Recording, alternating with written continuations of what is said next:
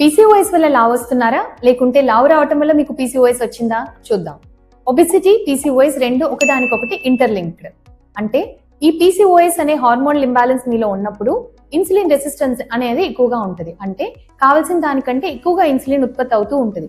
High insulin levels వల్ల మీ బాడీలో fat అనేది పేరుకుపోవటం, ఈ ఎక్సెస్ ఫ్యాట్ వల్ల ఎక్కువగా మేల్ హార్మోన్స్ అనేవి ప్రొడ్యూస్ అవటం, ఈ మేల్ హార్మోన్స్ ఎక్కువగా అవటం వల్ల ఎగ్ రిలీజ్ అవ్వటం, ఓవ్యులేషన్ జరగకపోవటం వల్ల ఈ పీసీఓఎస్ అనేది ఎక్కువ అవటం జరుగుతూ ఉంటుంది.